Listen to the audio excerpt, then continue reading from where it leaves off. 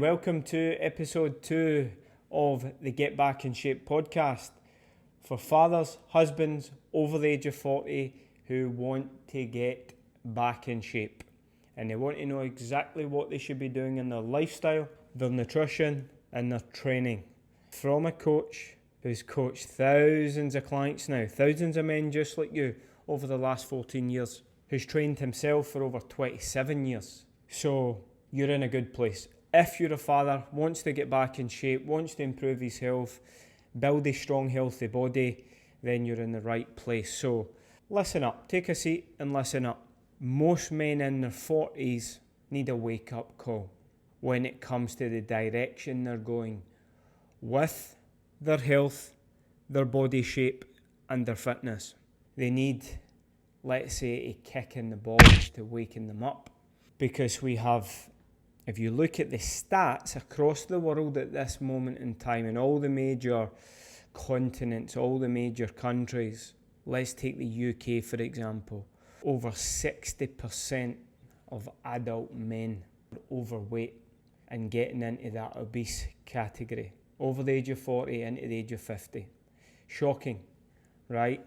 With all the health clubs that we have, with all the gyms, with all the information that we have nowadays, we're now in a very dangerous place. Now, the reason why I want to start with the health risks, instead of getting into what do you do in training, what do you do in nutrition, what about in lifestyle, sometimes you need a little bit of a shock, hopefully, to take action. Because what I've found over the years of training men is that they will get to a certain point, they will go for a health check, whether it's for their position at work, whether it's for their health insurance, they will get all the major tests done, all the blood work done, and it comes back and it's not good. Comes back and now they're needing many medications. And at the end, I'm going to go through what I believe is a very inspiring story with one of the clients that came to my private personal training facility here in Abu Dhabi, who was 20 kilos overweight. He was on 7 different medications and he transformed within a year. Absolutely incredible within a year what he done with his body through changing lifestyle, changing nutrition and changing training. Coming to our facility, he went what I call all in. Burnt the boats, went all in, fuck it, it's time to change. And what he done was absolutely incredible. So hopefully that you get the punch in the face, you get the kick in the balls, then you get inspired by the story and hopefully you want to change as well. What are the potential consequences of you not taking action? Let's say you're sitting there right now, you're successful, you've got a lovely family, you've got the big house, you've got the nice car, and you're thinking, doesn't matter. Got to this point, I'm a few kilos overweight, doesn't really matter. I've never really had to visit the doctor. At some point soon, in the postman's coming with it, meaning your waistline is over 40 inches. Go get a tape, go measure it. You're at risk. If you're about 10 to 20 kilos overweight, you're at risk. Simple as that. We know that carrying excess fat around the midsection, internal visceral fat, is the most dangerous fat that we can carry in the body. This midsection fat, so the visceral fat that we cannot see inside the body, is dangerous. Can lead to insulin resistance, can lead to high blood sugar, can lead to fatty liver disease and other complications. Now, it might not be right now, but it could be in a couple of years. Right? We just never know the day, right? But we cannot have the attitude of, we're all going to die someday. Give you another hypothetical example. Let's say you hang on in there, because everybody has the example of, Dad drank his whole life and he lived to 90, or my gran smoked her whole life and didn't focus on her diet and lived to 95. Let's say you hang on in there, but what are the quality of those last 10 years? What is the quality? What's the point of hanging on if you're sitting there and you've not got your mobility, you can't really go anywhere, you're actually a burden to your kids, you're a burden to your family. Nobody wants that either. So, what should you be aware of? What have I seen with clients who are not looking after their nutrition, too many calories, eating copious amounts of carbs on a daily basis? Carbs are not the enemy, but if you overconsume them, you're going to be in trouble. Carbs are the number one abused macronutrient that I've seen observing thousands of food diaries over the years. I'm from Scotland. Give you an example of that. When I used to observe clients' food diaries in Scotland, it was morning time, 2 slices of toast, glass of fresh orange juice, which everybody thinks is healthy, cup of coffee, run out the door. Get to lunchtime, not get much time, haven't made the effort to make something before going to work, now buying from a sandwich shop or phoning something in, more than likely a sandwich shop, more carbs, or some sort of pasta dish that you do not need to heat up from, again, a shop. Again, maybe a can of juice with that, more sugars. Maybe between lunch and dinner, you're still at the office, you're starting to flag a little bit, starting to get a wee bit tired. I'll have a cup of coffee or I'll have a cup of tea, wee biscuit, get some sugars, get some energy, more carbs. You get to dinner time, wife is making spaghetti bolognese, your plate is piled high with the spaghetti, you've got a tiny wee dollop of mince on the top, the bolognese, with some garlic bread. You have that, it's been a tough day, and you have a glass of wine with it, or a couple of glasses of wine, maybe even a beer. So you end up in this, get up, carbs. Middle of the day, carbs. End of night, carbs. Now this is where it's all unbalanced for a lot of people. And this is where, when you're constantly pumping carbs into your body, you're not moving enough, so you're sitting in an office, sitting in front of your computer for 9 hours a day. You go to the gym 3 times per week. It's not enough to burn through the stored glycogen. That's the way that your body will store it. We have limited stores within our muscle cell, within our liver. We have limited stores. High blood sugar is, if you've got high blood sugar all the time and you're not burning it off as energy, we have issues. If we're constantly pumping in sugars the whole time, we're putting excess stress on our pancreas to constantly pumping out insulin. That is also not good. You develop insulin resistance, where insulin can no longer do its job by bringing down blood sugar levels. You will develop type 2 diabetes, you will develop insulin resistance, and you're then in for a whole host of health issues. So when it comes to diet, that's where we must start to control diet, nutrition. I'm not saying cut out all your carbs. I never tell clients to cut out all their carbs, but we must become aware of it. What are my overall calories? What am I taking in? Where am I getting those calories from? How much protein am I having? How much healthy fats? How much carbs am I having? Now, the number one thing is overall calories. You must understand that if you can bring your calories down to an appropriate level to match your current physical activity levels, or just slightly below, you're going to lose weight, you're going to feel better, you're going to feel healthier, you're not going to feel bloated, tired, fatigued. You need to start thinking about these things. When you exercise, you're burning through those sugars. You're creating new space within the muscle cell. You're creating new space within the liver. And the example I want to give you, very simple analogy when it comes to the amount of carbs that you're eating. If you imagine your liver being a storage site, like your main fuel tank, if you look at your muscle cells, or inside your muscles, take your biceps, take all those muscles that you have in your body, they will have some storage sites. You imagine the legs, they have massive storage sites for glycogen, for sugars, so that when we do move, we do exercise, this can be broken down and released for energy.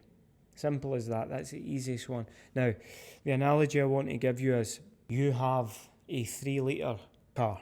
Okay, you fill a tank, go to the petrol station, fill up the tank, tank's full, you drive 1 mile down the road, you go to the petrol station, and you try and fill it away up again. And let's say there wasn't the shut-off point. for that where the petrol would just be spilling out. You've not driven enough to burn enough fuel, but now you're trying to fill the tank back up 3 litre style. That is what's happening with a lot of people with their body when it comes to carbs. They've not moved enough.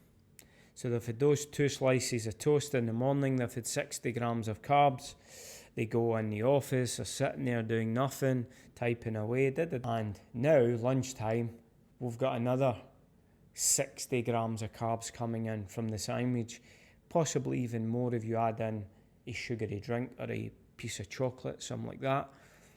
We're now having that spillage, that excess, because we don't have any more space in the tanks for the glycogen. Now, some of it will, of course, be burnt as energy there and then, but if we're doing that day in, day out, this is where we get the spillage into our fat cells, and why you start to accumulate fat pretty quickly, especially in your 40s when your physical activity levels have came down. So we can then start to develop type 2 diabetes, we can then start to develop insulin resistance, and when insulin can't do its job, let's go with a little lesson here. You eat something which is sugary, your blood that food is then obviously digested very quickly, then releases sugars into the bloodstream. Your body gets a signal for the pancreas to then release insulin. Now, insulin's job is to then bind, grab on, can you imagine just little Pac-Men, grab all those sugars, don't know why I'm doing that noise, but grab all those sugars, then take them to the surface of the muscle cell, let's use that, where there would be another little receptor, which is like a lock and key. Right? Insulin brings the sugar, binds onto this little receptor site on the muscle, like a lock and key, and it takes the sugar inside the muscle cell. Now, what happens with insulin resistance? Insulin goes up, insulin binds to the sugar, but this receptor cell on the muscle, or some of them, let's just use that analogy, some of them are not working. It's here. It's not working. The locking key is broken. It's burnt out because you're doing that every day. More sugars, more sugar, more carbs, more sugar, more carbs. And they don't work as well. They basically burn out. And now insulin can't do its job, so you have high blood sugar levels and you have high insulin levels, which leads to inflammation. Leads to something called glycation. The best analogy I heard with glycation for the human body is like a rusting inside your body. Imagine you bite into an apple, you leave it sitting and it starts to brown, starts to oxidize. This is what's happening when you have high blood sugar levels, high insulin levels within the body. We have a rusting from inside the body, high inflammation, which will eventually cause you a lot of health issues.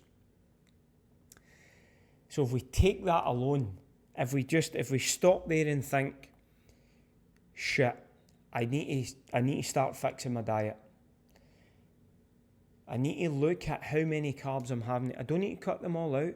Can I reduce them to match my current physical activity levels to start losing weight? That's what you need to think of. So if we stop just there with that, the fact that you could develop type 2 diabetes, the fact that you could develop insulin resistance, high levels of inflammation within the body, which could lead to more complicated health issues. And do not underestimate type 2 diabetes and the complications that can come with that. Do not underestimate that. Do not underestimate having to go to the doctor every month for medications, for checkups, the inconvenience of that. I have clients who need to go to the hospital, need to go to the doctor every single month, pick up their medication, and get themselves blood tests every single month because they are type 2 diabetes. They need to keep a close eye on that. Where does a dose of medication need to go to control the blood sugar levels? So let's not go there. Let's not go there. Let's talk about high blood pressure. If you're overweight, your heart will be working harder. If you have high blood pressure or hypertension, it can lead to heart attacks, it can lead to a stroke and kidney damage. It's often called the silent killer. If you know anyone that's had a heart attack, they probably didn't know it was coming. It's called the silent killer for a reason. You're going along your daily business one day and boom, there you go. Heart attack. If you're in the wrong place at the wrong time without immediate help, you're in trouble. I was actually speaking to a client in our private facility the other day, and he was telling me about his dad, 52 years old, on his way to work. Fine, left his brother, used to get the train with his brother into work. Two of them left. His brother got a phone call about an hour later, and he'd had a heart attack and died. 52 years old. No warnings, no nothing. Left the house, see you later to the family, and never returned. So, now can it happen out the blue to anybody? Yes. But guys, wake up. You need to minimise the risk. How do we minimise the risk? The stats are there. The facts are there. We can minimise the risk. We can get rid of high blood pressure without medication by changing our lifestyle, changing our nutrition, and changing our exercise habits. So, let's minimise the risk of a heart attack. Let's get the blood pressure down and under control by fixing diet with exercising more. Why you would put yourself at risk of these things when you know the consequences is it's hard to fathom for me. Let's start with the next one, low testosterone. Every man talks about it. HRT, TRT. Why are they talking about it in their late 30s? Why are they talking about it in their 40s? I was listening to someone who's 35 and he's now on testosterone, HRT, TRT at 35 years old. Mind-boggling, absolutely mind-boggling. Why? Because poor lifestyle, poor nutrition, poor training habits, and now paying the piper. Simple as that. A lot of guys in their 40, it's their first thing. They go for a blood test. Straight away, doctor is offering TRT to them, HRT. And that is you. Once you're on that stuff, you're on it for the rest of your life. Simple as that. You're on it for the rest of your life. Now, there is obviously, for some guys, it is an absolute must. It is an absolute must. Their levels are far too low. Their libido is low. Their energy is low. Their mood is low. Their muscle mass is starting to decline. Their strength levels are starting to decline. And they're starting to store more fat. So they want to do something about it. But I believe my belief is go through a period, probably a year, go back to living a healthy lifestyle, go back to eating properly with a healthy, balanced diet, trying to increase your protein, trying to have more salads, more vegetables, get your vitamins, your minerals, your fibre, get in healthy fats. Healthy fats will bring up your hormones. Start to train and train properly. Yes, have some cardiovascular work in your training, but also get in the gym, lift weights, and do it properly. Go in the gym, learn the big compound movements, like your squats, your deadlifts, and you will see an increase. Do it for a year, not fucking 6 weeks. Do it for a year and see if you can naturally increase your low testosterone levels. Try and stay off the alcohol. How about that? Stop drinking every night. Stop drinking every weekend. How about that? To raise your low T levels. So if you're living that shitty lifestyle, poor diet, not training enough, going to bed late, not looking after your sleep, then your T levels will be low. Guaranteed. Next one. The health risk of not lifting weights, doing some form of resistance training to help you build and help you maintain your muscle mass. Now, you may have heard from the age of 30, testosterone levels decline. They don't decline that much if you're looking after yourself. You may have heard as your T levels decline, your muscle mass declines. Of course it's going to decline if you're not doing the things that you're supposed to do. As we age, there is something called sarcopenia, which is age-related muscle loss. We can offset this. We can put the brakes on it. Again, you guessed it.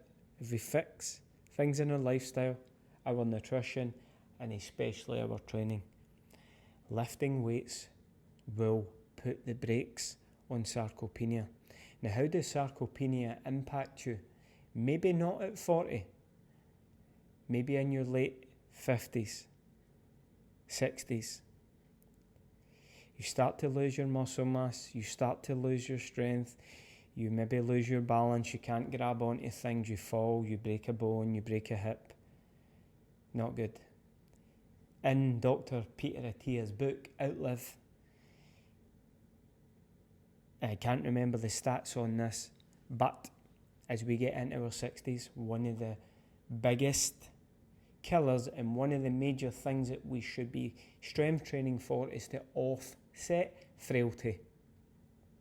The amount of people over 60 who fall, break a hip, break a leg, break something, become immobilised and never really recover from it. That's what we're in the gym lifting weights for, guys. Fight off sarcopenia as you get older.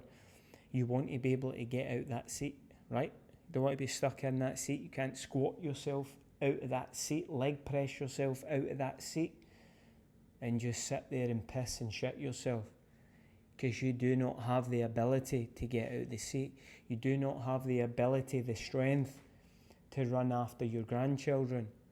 You do not have the strength to go walking up the stairs. You do not have the strength to go walking up that hill when you go on holiday and get to the top of the mountain and look at the great views. Now, I know it sounds a wee bit like doomsday, but you've got to start thinking about these things. You've got to start thinking of them. Next major thing to potentially think about is So we have sarcopenia, which is to do with age-related muscle loss. We have osteopenia, which is to do with weakening of the bones because we're not putting load-bearing exercises through them, which then leads to osteoporosis. The best way I heard or explained to me with osteoporosis was, if you think of a sieve, right? A sieve where most guys probably don't even know what a sieve is, never been in a kitchen. If you think of a sieve, or if you were to zoom in on a sponge and you've got all these little holes, that's like your bones. They become porous and they become fragile. Now we can create new bone formation by putting load on it. When you lift weights, your tendon, from the muscle, running from the muscle, the tendon running from the muscle which attaches to the bone, that's how you move, right? Bicep curl, attached to the bone. I want to move that this way. The tendon pulls on the bone. That stress, when there's enough resistance there, can cause new bone formation, bigger, stronger bones. That's what you're doing when you're in the gym lifting weights. You're strengthening your bones. You're maintaining your muscle mass. You're strengthening your heart. So, if you want to get to 60 and have brittle bones that snap and break, then go ahead. Continue to avoid the gym. Continue to avoid lifting weights. Go ahead. And the last one that I'll cover, which I believe is super important, is to do with mental health. What's happening inside here? The amount of clients I've had over the years, men, who come and say, listen coach, I exercise for this. The amount of stress relief the exercise gives me is unbelievable. I come stressed from work, and the release that it gives me is unbelievable. Guys who have come overweight, lacking in confidence, now in shape, now fit, now strong, they're stronger up here. We know nowadays that there is a lot of men with mental health challenges.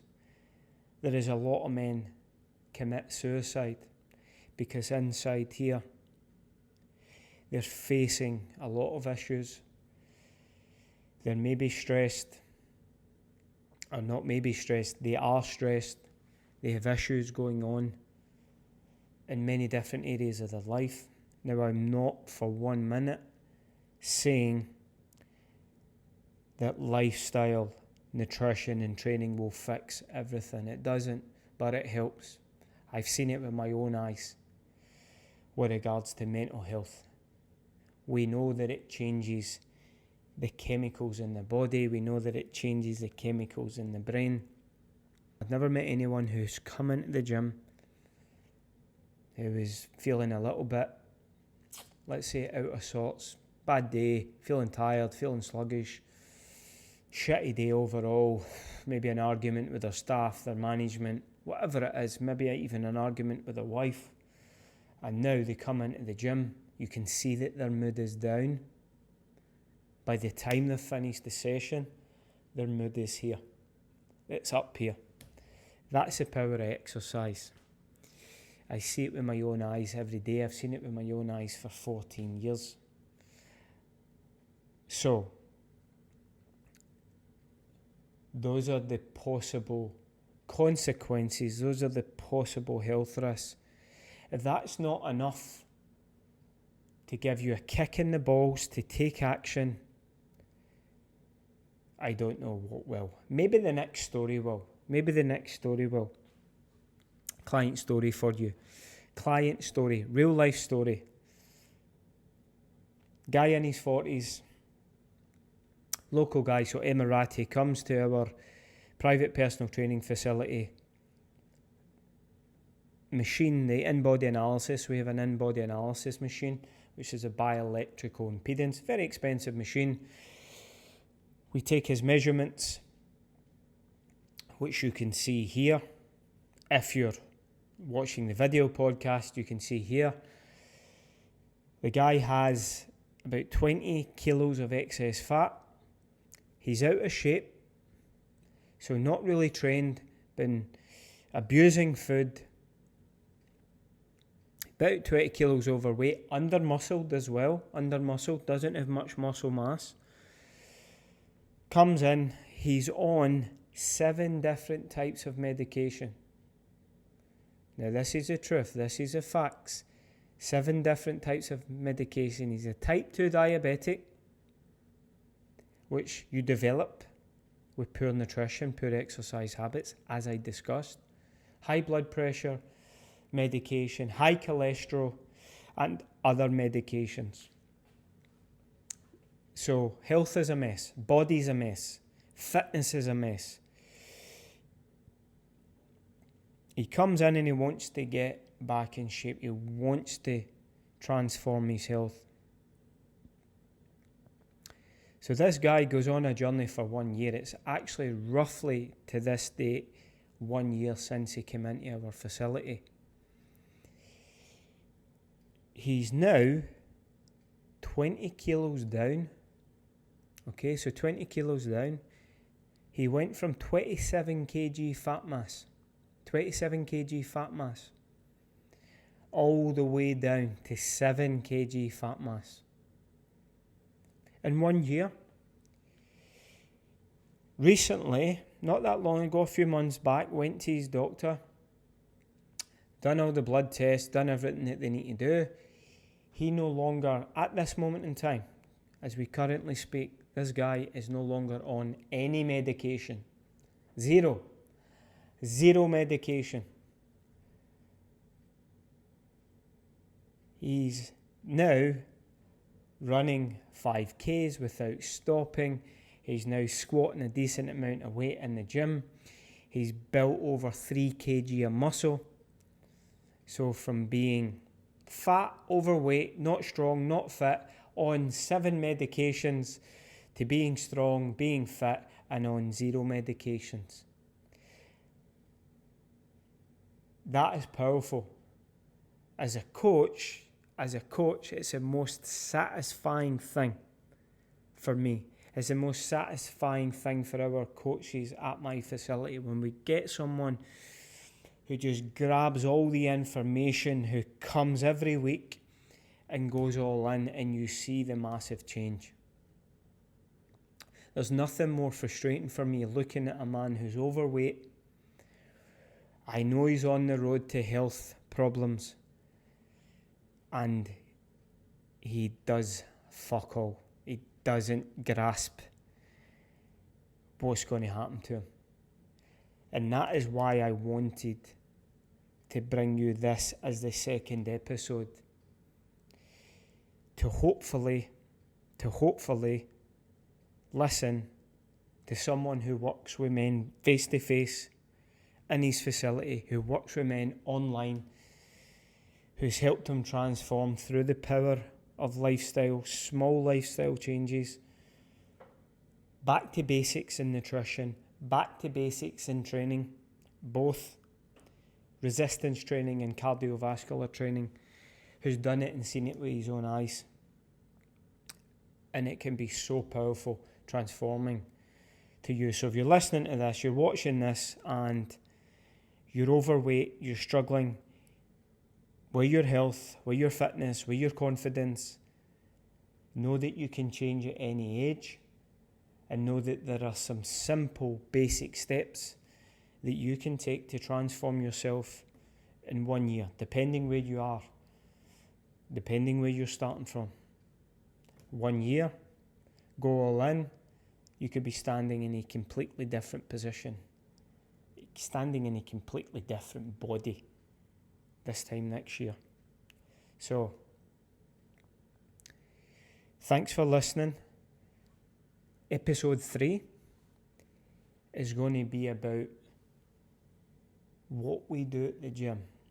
What exactly should I be doing at the gym to build strength, build muscle, create workouts which are time efficient and effective for men in their 40s. Because trust me, you should not be training, and you're probably not training like you train in your 20s. There are things that need to be done differently, and one of them is a time barrier. When you went to the gym in your 20s, when I used to go with my mates in our 20s, we had hours. We would be there for hours. That time frame starts to decline. And one of the major barriers to men not going to the gym in their 40s, they believe in their head that they need loads of time. It takes too much time. It's because you don't have the structure, you do not have the system of how to train in 60 minutes or less. That's why you don't go to the gym. You do not realise the results you can get from 3 times per week in less than 60 minutes when you have a structured plan. And you go in and you know exactly what you should be doing, and the sets, the reps, the exercises, the cardio, you're in and out in 60 minutes and you've had a phenomenal workout with phenomenal benefits. So that's what we're going to cover next week. Episode 3, how should you be training at the gym in your 40s? I'm Coach James. Thanks for listening. If you haven't already, like, subscribe, share with a father that you know, a husband that you know who wants to get back in shape. Thanks for listening.